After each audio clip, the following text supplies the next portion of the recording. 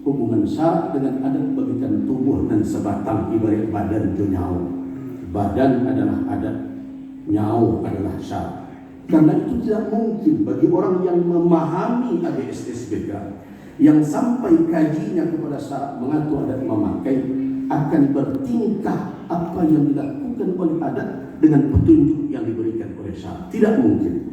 Kenapa? Kalau badan menggali tidak sesuai dengan arahan itu nyawa dan ada di dalam, maka orang itu tidak akan lurus perjalanan hidupnya. Nah, begitulah orang Minang. Tetapi yang ingin saya ingatkan kepada Army, kepada kita semua, ABSSBK ini bukanlah label seperti label produk. Bukan. Di dalam pandangan ulama, ketika mengukuhkan kembali Sumpah Sakti Bukit Marmara, ABSSBK ini memiliki dua fungsi utama.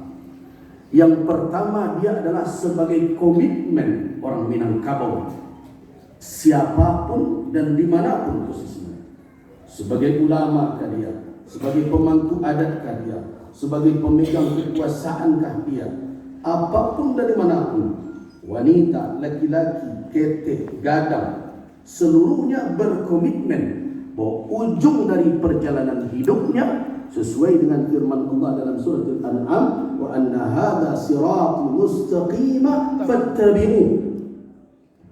Sesungguhnya inilah jalanku yang lurus, tempuhlah jalan itu, wala tattabi'us subul. Jangan kalian ikuti jalan-jalan yang lain, fatafarraqa bikum an sabili.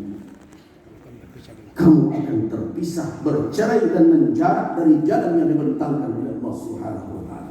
Jadi ABSSBK adalah komitmen orang Minangkabau dengan seluruh lapisan, dengan seluruh peran dan fungsi, bahwa kita akan hidup sesuai dengan tuntunan Allah Subhanahu wa taala, baik dalam sikap maupun di dalam praktik kehidupan sehari-hari. Pekerjaan ini bukan ringan. Karena itu ketika Army datang mengatakan itu yang akan mereka sandang, saya langsung katakan, kamu bersama dia. Kalau memang itu yang akan disandang, saya bersama. Bukan berarti saya suruh Buya di depan, saya di belakang. Kenapa? Kalau mau belakang, kau baik. Dan mau jalan suram belakang, mau tagak dulu. Kita akan beriring jalan.